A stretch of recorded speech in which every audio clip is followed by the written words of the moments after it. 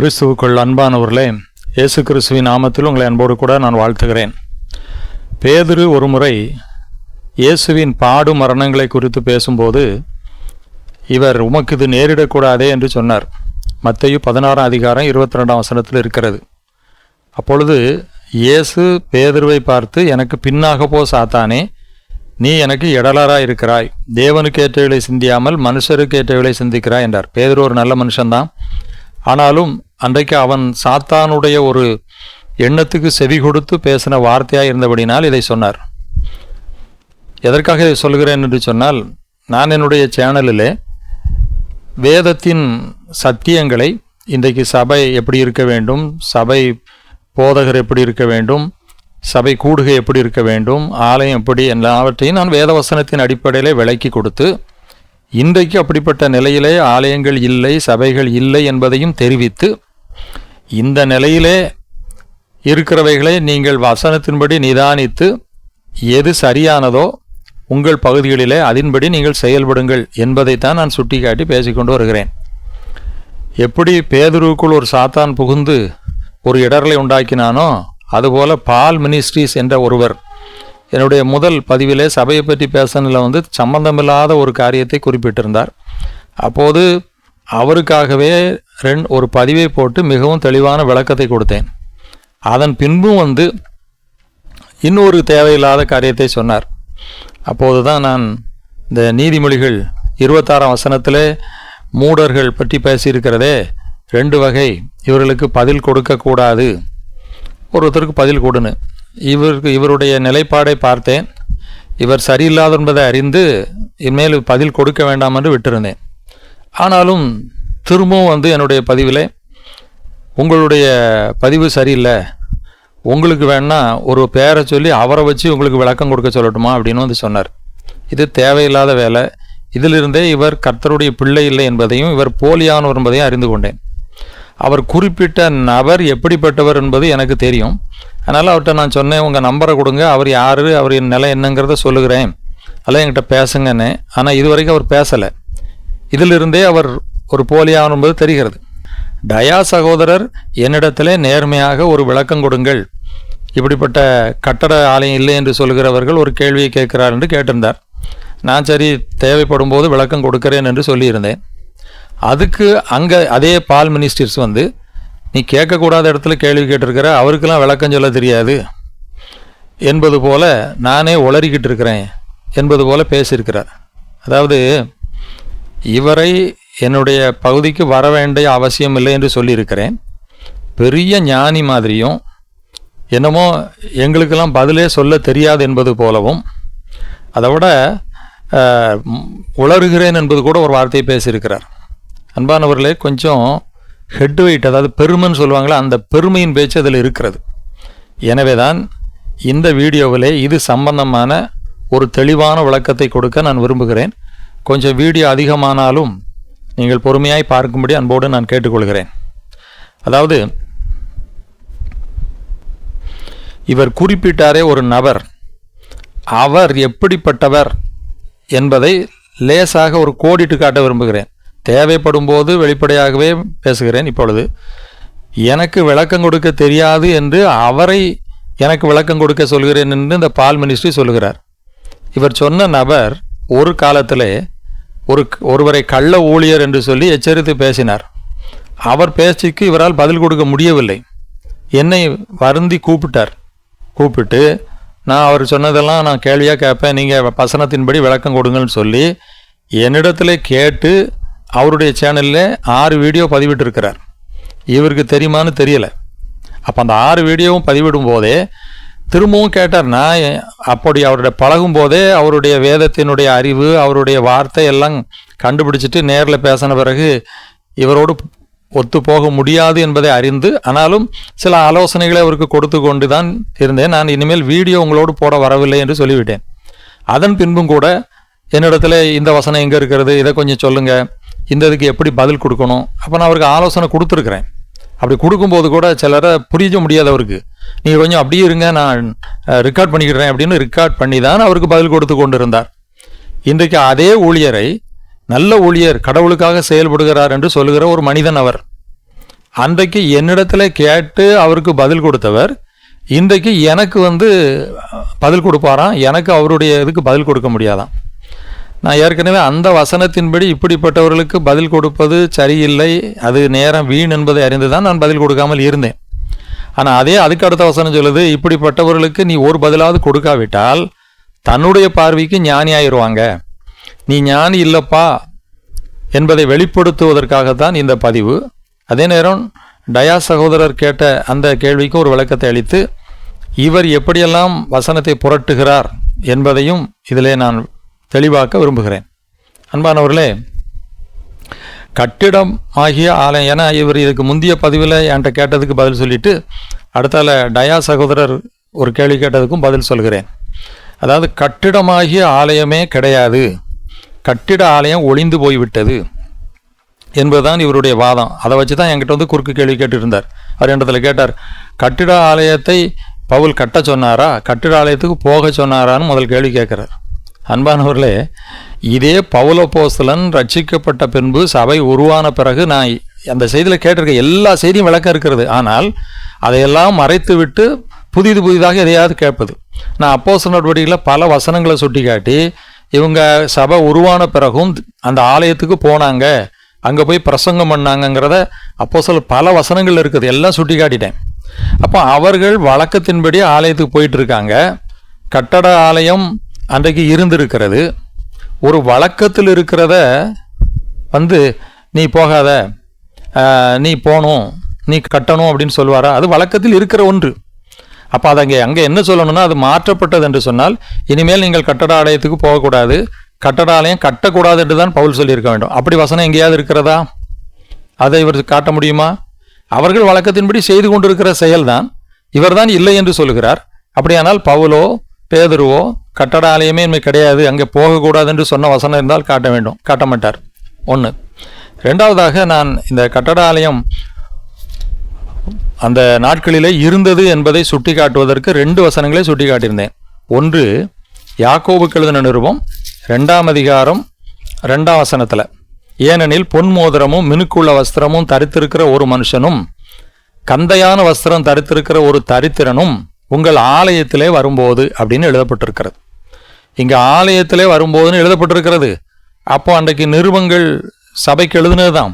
அப்போ ஆலயம் இருந்திருக்க வேண்டும் என்று நான் சுட்டி காட்டின உடனே இவருடைய கொள்கையை நிரூபிப்பதற்காக இங்கே பெரிய ஞானி மாதிரி, அதாவது எப்படி கொலம்பஸ் அமெரிக்காவை கண்டுபிடிச்சார் அதுபோல் ஒரு புதிய கண்டுபிடிப்பை கண்டுபிடித்தது போலவும் நான் தப்பாக பேசிட்டேங்கிறது போலவும் அங்கே ஒன்றை நிரூபிக்கிறார். என்ன சொல்கிறாரு? கட்டட ஆலயம் என்று சொன்னால் ஆங்கில வேதாமகத்திலே டெம்பிள் என்று தான் வரும், இங்கே டெம்பிள் என்று ஆங்கிலத்தில் வரலை. அப்போ சரீர ஆலயம்னா சர்ச்சுன்னு வரும், அங்கே சர்ச்சுன்னு வரலை. அப்போ அங்கே என்ன வந்திருக்குது? மீட்டிங் வந்திருக்குதுன்னு அவர் சொல்கிறாரு. ஆனால் இன்னொரு ஆங்கில வேதாகமத்தில் அசம்பிளின்னு வந்திருக்குது. அதாவது ஒரு சபை கூடி வருகிற இடத்தை குறித்து அந்த வார்த்தை சொல்லுகிறது. அதை தமிழில் எழுதும்போது அந்த இடத்தை அவர் ஆலயம் என்று குறிப்பிடுகிறார். 2 ஒன்று தானே. சபை கூடி வருகிற இடத்துல நீ எப்படி நடக்கணும் அப்படின்னு ஆங்கில வேதாகமத்தில் அசம்பிளின்னு குறிப்பிடுகிறார். தமிழில் சபை கூடி வருகிற இடம் ஆலயம் என்பதை உணர்த்துவதற்காக ஆலயத்தில் வரும்போது நீ எப்படி நடக்கணும் அந்த விவரம் அங்கே இருக்கிறது. நான் அதை பற்றி இப்போ பேசலை, நீ பச்சைவாதம் காட்டக்கூடாது என்பதை பேசுகிறார். இப்போ பாருங்க, எல்லா செயல்களுமே இன்னைக்கு கட்டடத்தில் தான் நடக்குது. அந்த செயல்களின் அடிப்படையிலே அந்த கட்டடங்கள் பெயரிட்டு அழைக்கப்படுகிறது. இப்போ கற்பித்தல் நடைபெறுகிற இடம் பாடசாலை, சிகிச்சைகள் நடைபெறுகிற இடம் மருத்துவமனை, வியாபாரங்கள் நடைபெறுகிற இடம் கடை, ஒரு பேருந்து நிலையம் நிற்கிற இடம் பஸ் ஸ்டாண்டு, இப்படி சொல்லிக்கிட்டே போகலாம். எல்லா கட்டடத்திலும் என்ன செயல் நடைபெறுகிறதோ அதன்படி ஒரு பெயர் அழைக்கப்படுகிறது. அதே போல் சபை கூடி வருகிற ஒரு இடம் கட்டடம் தானே. அப்போ அந்த சபை கூடி வருகிற கட்டடத்துக்கு ஆலயம் என்ற பெயர். அதைத்தான் இங்கே அவர் சபை கூடி வரும்போது என்று எழுதுகிறார், இவர் அதை ஆலயம் என்று எழுதுகிறார். அவர் அந்த செயலை குறிப்பிட்டு எழுதுகிறார், இவர் அது நடைபெறுகிற இடத்தை குறிப்பிடுகிறார். இதில் என்ன தப்பு இருக்குது? ஏன்னா இவருடைய கொள்கையை மாற்றிடக்கூடாது, அதுக்காக இதை இப்படி சொல்லிட்டார். சரி, இவர் கருத்துப்படியே இன்னொரு இடத்துல நான் சுட்டி காட்டினதை இவர் ஏற்றுக்கொள்வாரான்னு பாருங்க. அங்கே வேற விளக்கம் கொடுப்பார். 2 தெசலோனிக்கேயர் 2ஆம் அதிகாரத்தில் அந்தி கிறிஸ்துவை பற்றி, வரப்போகிற அந்தி கிறிஸ்துவை பற்றி தான் அவர் பேசுகிறார். நீங்கள் பாருங்க, ஒரு ஆவியினாலாவது வார்த்தையினாலாவது எங்களிடத்தில் வந்த தோன்றுகிற ஒரு நிருபத்தினாலாவது கிறிஸ்துவினுடைய நாள், கிறிஸ்துவனுடைய நாள் ஆண்டவருடைய வருகை நாள் சமயமாக இருக்கிறதா சொல்லப்பட்டால் உடனே சஞ்சலப்படாமலும் கலங்காமலும் இருங்கள். ஏன்னா அப்படி சொல்லிக்கிட்டே வருகிறார். கேட்டின் மகனாகிய பாவ மனுஷன் வெளிப்பட்டால் ஒழிய அந்த நாள் வராது. அவனை பற்றி சொல்ல, அவனை எதிர்த்து நிற்கிறனாகவும் தேவன் எனப்படுவதோ ஆராதிக்கப்படுவது எதுவோ அவை எல்லாவற்றிற்கும் மேலாக தன்னை உயர்த்துகிறவனாயும் தேவனுடைய ஆலயத்தில் தேவன் போல் உட்கார்ந்து தன்னைத்தானே தேவன் என்று காண்பிக்கிறவனாகவும் இருப்பான். இங்க ஆலயம்னு வர்ற இடம் இங்கிலீஷ்ல என்ன போட்டிருக்குது? டெம்பிள்னு போட்டிருக்கு. இவருடைய கருத்துப்படி டெம்பிள்னு போட்டா இது கட்டடமாகிய ஆலயத்தை தான் குறிக்குது. இப்ப இவருடைய கொள்கையை நிரூபிப்பதற்கு இங்க அங்க பார்த்த மாதிரி பார்க்க மாட்டாரு. இங்க டெம்பிள்னு வந்திருக்குது, அப்ப கட்டடமாகிய ஆலயம் இல்ல இல்ல இல்ல இல்ல, இது சரீரமாகிய ஆலயத்தை பேசுது. அப்ப சரீரமாகிய ஆலயம்னா சர்ச்சின் தானே போட்டிருக்கணும். அதெல்லாம் நான் சொன்னதுதான் நீ கேட்கணும், நீ சொன்னதெல்லாம் பைபிள் சொன்னதெல்லாம் நான் கேட்க மாட்டேன், என் இஷ்டத்துக்கு கேட்பேன், அப்படிதான் அவர் பேசுவார். பட் அதுக்கு ஒரு விளக்கம் கொடுக்குறார். இது சரீரமாக ஆலயத்தை குறிக்குதான். இந்த சரீரமாக ஆலயத்துல ஊழியக்காரங்க இன்னைக்குள்ள அது 2-4 பேரை சொல்றார். அவங்க உள்ள உட்காந்துக்கிடுவாங்களாம். ஏன்னா அவங்கள இவங்க கடவுளா ஏத்திருக்காங்களாம். இவர் பார்த்தாரு. அப்படி ஒருவன் கடவுளா ஒரு மனுஷனை ஏத்தா அவன் ஆண்டவருடைய பிள்ளையே இல்லையே. அப்போ அதனாலதான் இங்க இப்படி ஆலயம்னு எழுதப்பட்டிருக்குது. என்ன ஒரு பிதற்றல் பாருங்க. அங்க டெம்பிள்னு வராததுனால கட்டடமாக ஆலயம் இல்லையா, இங்க டெம்பிள்னு வந்துட்டுனா அப்படி பார்க்கக்கூடாது. இது இப்படி அந்த வசனம் ரொம்ப தெளிவாக சொல்கிறது. அந்தி கிறிஸ்துவை பற்றி வரப்போகிறவனை குறித்து தொடர்ந்து நீங்கள் வாசிங்கன்னா அது புரியும். ஆனால் இவர் கருத்தை வலியுறுத்துவதற்கு வேத வசனத்தை அப்படியே புரட்டிடுவார். இதுதான் இவருடைய வேலை. இதை வச்சுக்கிட்டு நான் பெரிய விளக்கம் கொடுத்துட்டேன், அவருக்கு இன்னும் விளக்கம் கொடுக்க தெரியல. அன்பானவர்களே, வேத வசனத்தை புரட்டக்கூடாது. வசனம் எதை சொல்கிறதோ அதை தான் சொல்லணும். ஆனால் இவர் ஒரு இடத்துலையாவது வேதம் எதை குறிப்பிட்டு சொல்கிறதோ அதை சொல்ல மாட்டார். அடுத்து இப்போ ஒரு புதுசாக சொல்கிறார், சபை கூடி வருதுன்னா, ஏன்னா அந்த கட்டடமாகிய ஆலயம் இருக்கக்கூடாது, அது ஒத்துக்கிடக்கூடாதுங்கிறதுனால சபை கூடி வருதுன்னா 10 பேர் வர்றது, 6 பேர் வர்றது, மரத்தடியில் கூடினாலும் பரவாயில்ல. நான் தான் சொல்கிறேன், 2 பேர் கூடினாலும் ஆண்டவருடைய நாமத்தில் வந்தால் அது சபைதான், எங்கேயும் கூடலாம். நான் என் செய்தியிலே சொல்லியிருக்கிறேன். அதுக்காக கட்டடமாகிய ஆலயமே கிடையாது, கட்டடமாகிய ஆலயத்தில் கூடி வர்றதே தப்புன்னு சொல்லாதன்னு தான் நம்ம சொல்லிக்கிட்டு இருக்கிறோம். அது வேதத்தில் இருக்கிறது என்பதை. 10 பேர் தான் கூடணுமா, அதான் சபை கூடி வருதலாம். எந்த பைபிளில் 10 பேர் தான் கூடணும்னு போட்டிருக்கு? பைபிளில் இவர் கையில் இருக்கிற பைபிளில் இருக்குதா? அப்படி ஒரு லிமிட் போட்டிருக்குதா? அப்போஸ்தலர் 2ஆம் அதிகாரத்தில் நீங்கள் வாசிங்கன்னா அந்த பெந்தேகோஸ்தே நாளில் வரும்போது கூட 120 பேர் கூடி வந்தாங்கன்னு இருக்குது. அவங்க மரத்தடியிலேயே கூடினாங்க, மேல் வீட்டறையில் ஒரு கட்டடத்துக்குள்ளே தான் கூடினாங்கன்னு இருக்குது. அந்த கூடி வர்ற இடத்த எங்கே கூடி வந்தாலும் அது ஆலயம் தானே. அது சின்ன கட்டடமோ பெரிய கட்டடமோ சபை கூடி வருகிற இடத்தை தான் ஆலயம் என்று அழைக்கிறோம். இப்போ அதுக்கு ஒரு புது வழக்கம் கொடுக்குறாரு. ஏன்னா இவர் கருத்து எங்கள் வேதத்தின்படி அடிபட்டுமோன்னு சபை கூடி வருகிற இடத்துக்குலாம் கிடையாது, சபை கூடி வர்றதுக்கு தான் ஆலயமா. ஐயா, பைபிளில் அப்படி எங்கேயா சபை கூடி வருகிற நிகழ்வுக்கு ஆலயம்னு இருக்குதா? அது சபை கூடி வருகிறது, அசம்பிளி அப்படிதான் இருக்குது. ஆனால் சபை கூடி வருகிற இடம் எதுவாக இருந்தாலும் ஆலயம் என்று சொல்லுகிறது. ரெண்டாவது 10 பேர் தான் வரணும். எப்படி 10 பேர் ஒரு சபையில் இருக்க முடியும்? அந்த 10 குடும்பத்தில் நாளைக்கு பிள்ளைகள் பிறக்கும், கூடாதா? மரத்தடியிலேயே எப்பவும் கூட முடியுமா? மழை வெயில் வராதா? இவருடைய கருத்தை வலியுறுத்துவதற்கு வேதத்தையே புரட்டி விடுவார். சரி, அடுத்து இப்போ டயா சகோதரர் கேட்டதான். நான் ஆலயத்தில் இன்னைக்கு ரட்சிக்கப்பட்டவங்களும் படாதவங்களும் இருக்காங்களாம். அதனால அவிசுவாசியோடு விசுவாசி கூடக்கூடாதுன்னு இருக்குதான். அதனால நான் பொய் போதகம் கொடுக்குறேன் அப்படிங்கிற மாதிரி கொடுக்குறார். நான் வேதத்தை வச்சு தான் பேசியிருக்கிறேன். இவர் வேதத்தின்படி வசனத்தை சுட்டி காட்டி எதையாவது பேசுவாருன்னா கிடையாது. இப்போ பாருங்க, வேத வசனத்தின்படி இன்றைக்குள்ள சபை வேதத்தின்படி இல்லைங்கிறத நான் சொல்லிட்டேன். இன்றைக்குள்ள சபைகள் எந்த சபையிலும் இல்லை, எல்லா சபைகளிலேயும் ஆண்டவருடைய பிள்ளைகளும் இருக்கிறாங்க, வசனத்தின்படி வாழாதவர்களும் கலந்துதான் இருக்காங்க. இவர் சொல்றார், அப்படிப்பட்ட இடத்துக்கு போனால் அது விக்கிரக ஆராதனை. ஏனென்றால் ரட்சிக்கப்படுகிறவர்களை தான் கர்த்தர் அனுதினமும் சபையில் சேர்த்தார். நானும் அதுதான் சொல்லியிருக்கிறேன். ஆதி திருச்சபை உருவாகும் போது ஒருவன் புற மதத்திலிருந்து அல்லது இயேசுவை ஏற்றுக்கொள்ளாத நிலையிலிருந்து ஒருவன் இயேசுவை ஏற்றுக்கொண்டு வருகிறான். அதுதான் முதல் ரட்சிப்பின் நிலை. இதோடு முடியல. அப்படிப்பட்டவர்களை சபையில் சேர்க்கிறது தான் ரட்சிக்கப்படுவர்களை கர்த்தர் அனுதினமும் சபையில் சேர்த்தார்.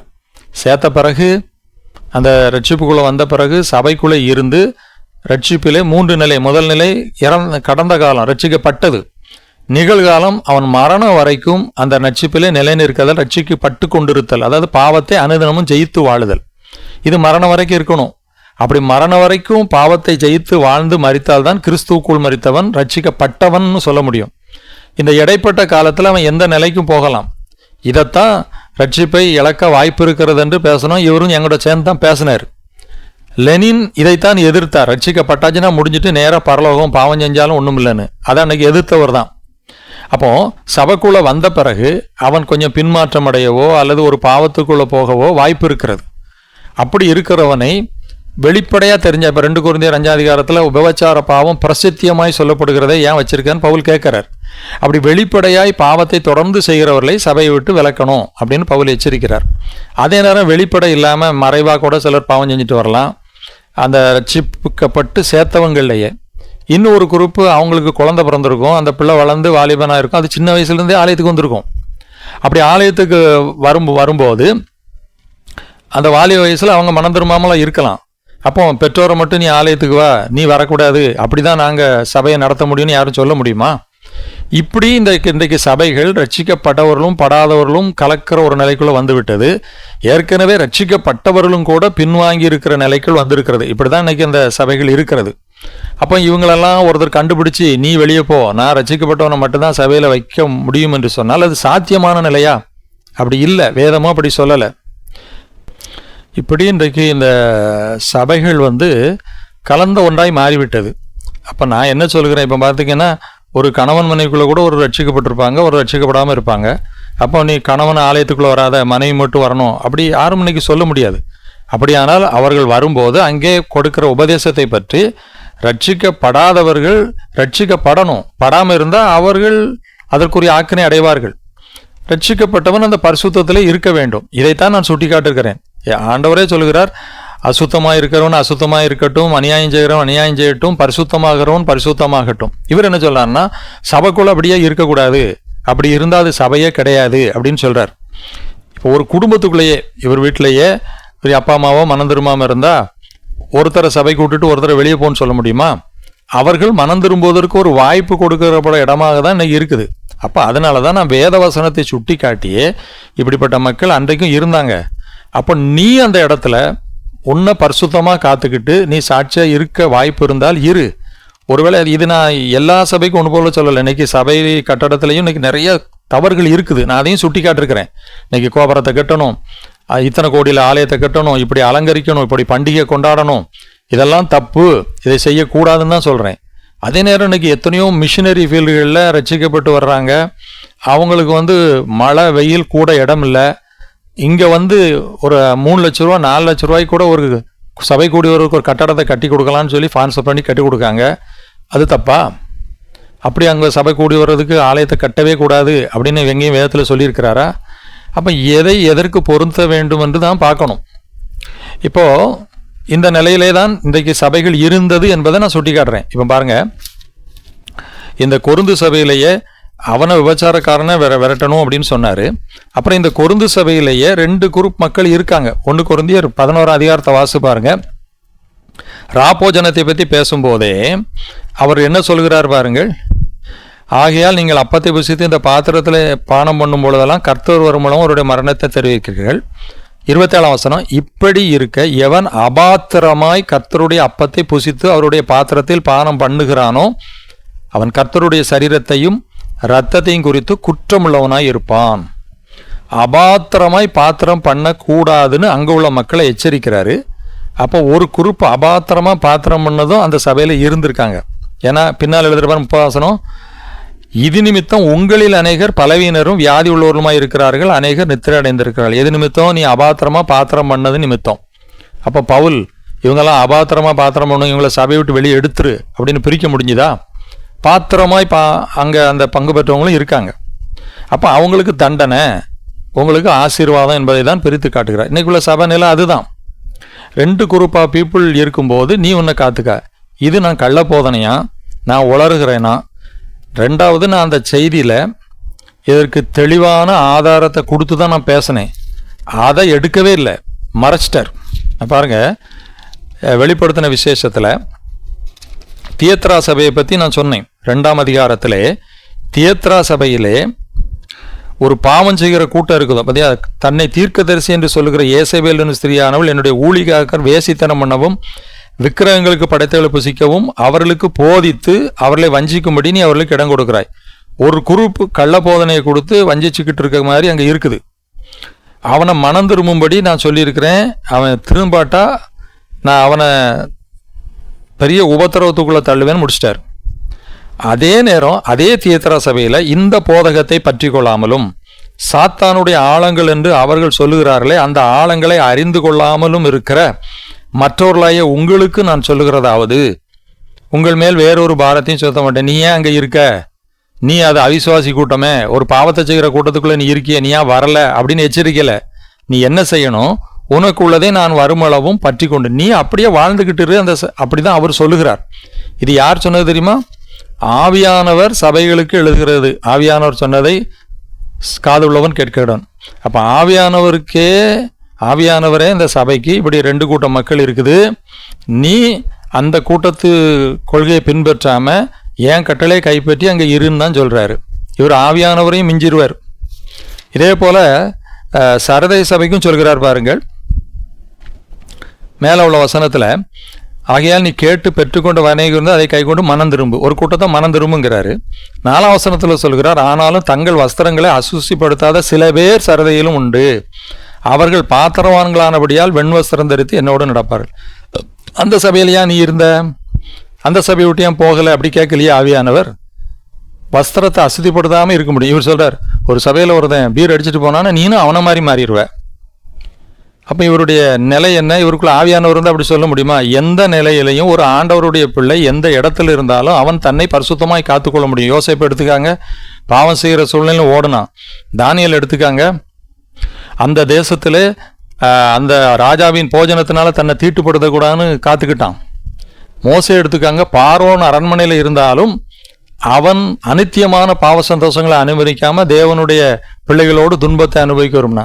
அதனால எந்த சபையில இருந்தாலும் ஒரு தேவனுடைய பிள்ளை அவர்களோடு பங்கு வர மாட்டான், அவன் பரிசுத்தமாக தான் இருப்பான்.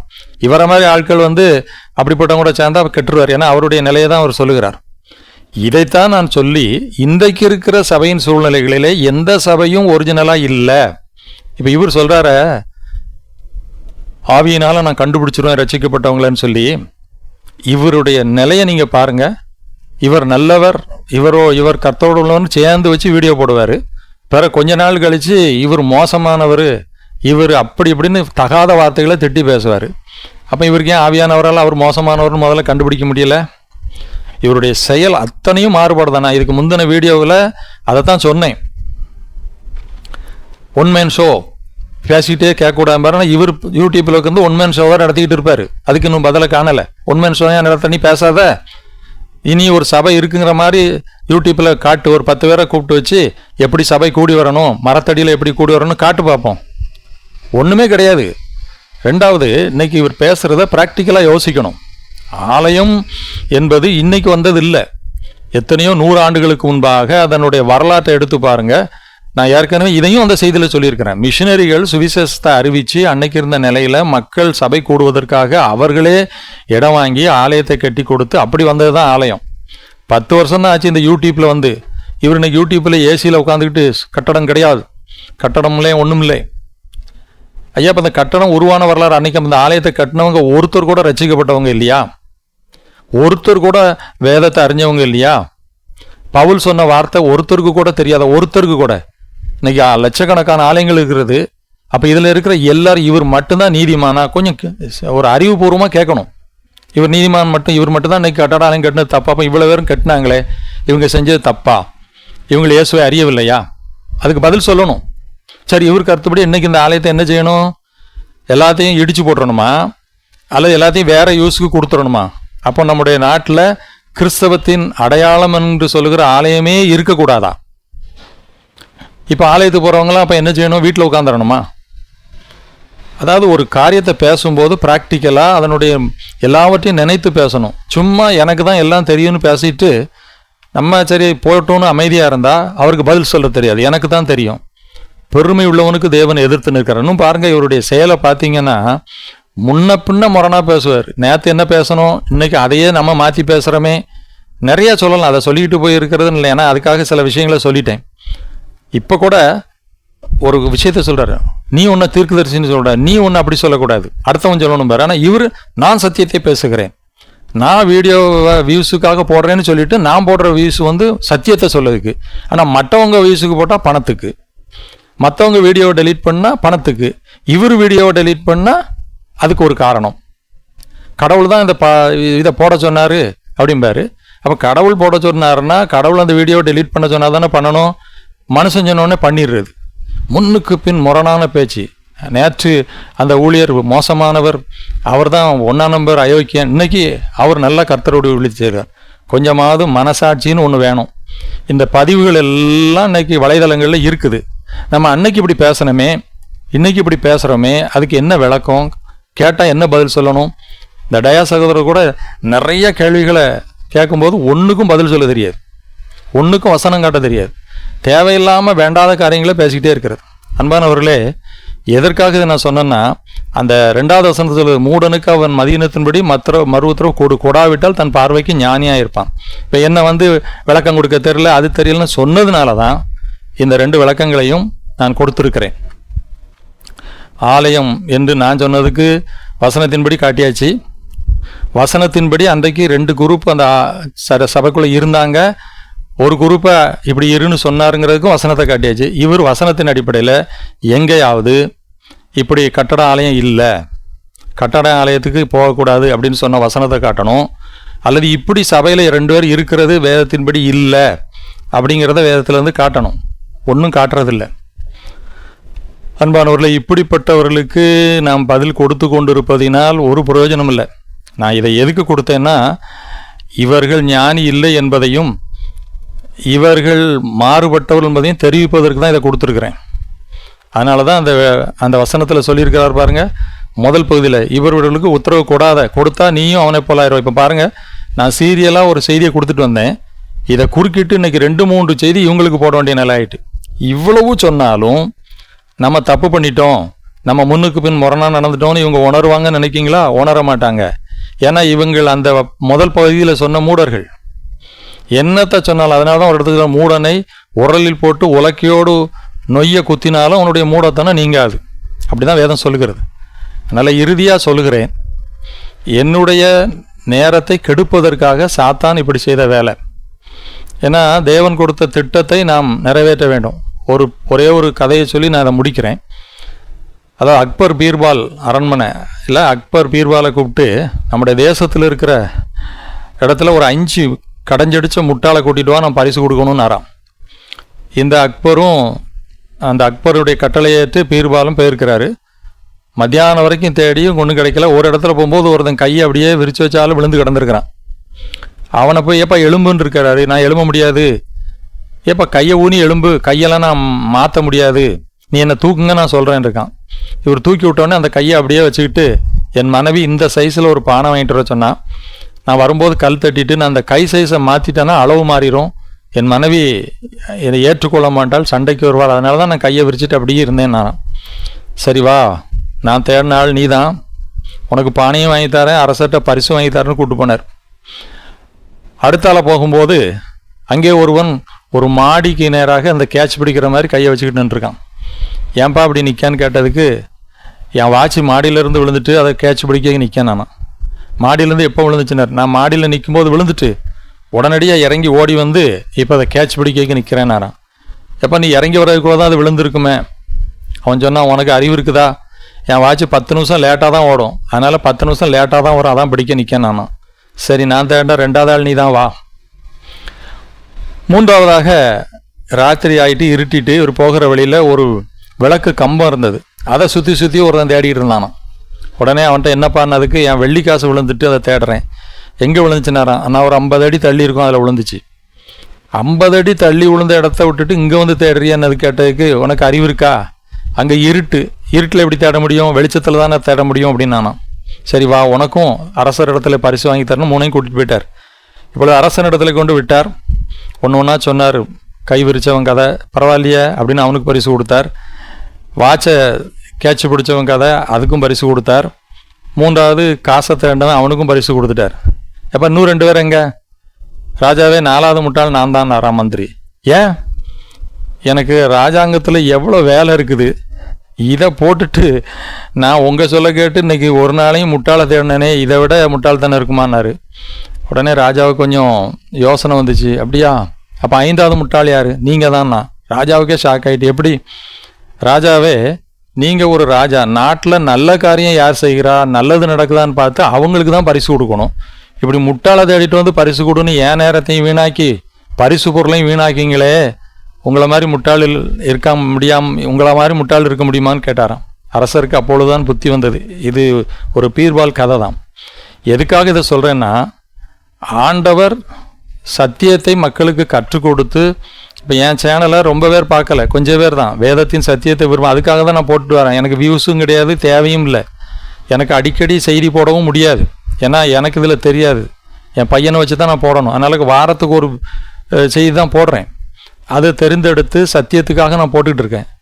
இதை கெடுக்கிறதுக்கு இப்படி வந்து தேவையில்லாத குழப்பங்களை உருவாக்கி என்னுடைய நேரத்தை வீணாக்கிட்டு இருக்கும்போது, நானும் இவங்களுக்கே பதில் சொல்லணும், இதையே பதிலாக சொல்லணும்னு இந்த சிந்தனையில் போகும்போது, தேவன் எனக்கு கொடுத்த அந்த பொறுப்பு, எனக்கு எதை பேச சொன்னாரோ விலக நேரிடும். அதுக்காக தான் இனிமேல் இப்படிப்பட்டவர்கள் ஒரு காலம் திருந்த போகிறதும் இல்லை, இவங்க வேதத்தை ஒழுங்காக பேச போகிறதும் இல்லை. ஏன்னா இவங்களும் சாத்தானுடைய ஒரு ஏஜெண்ட் தான். நம்ம என்ன ஒரு தப்பை சுட்டி காட்டினோன்னா அந்த தப்பு தெரிஞ்சுன்னா உடனே உணரணும். அதெல்லாம் மறைச்சிட்டு மேலும் மேலும் வேதத்தை புரட்டி பேசுகிறவர்களுக்கு பதில் சொல்லி பிரயோஜனம் இல்லை. வேத புரட்டனுக்கு 1-2 தரம் புத்தி சொன்ன பிறகு அவனை விட்டு விலகு. அதனால் இப்பவும் அவர் ஏற்றுக்கொள்ள மாட்டார். நான் சொன்னதை விட்டுட்டு வேற ஒன்றை தான் பேசுவார். அதனால் இவங்களுக்கு இனிமேல் பதில் சொல்லி என்னுடைய நேரத்தை வீணாக்க நான் விரும்பவில்லை. டயாஸ் அவர்களுக்கு அன்போடு கேட்டுக்கொள்கிறேன், இப்படிப்பட்டவங்கள விட்டுருவோம்.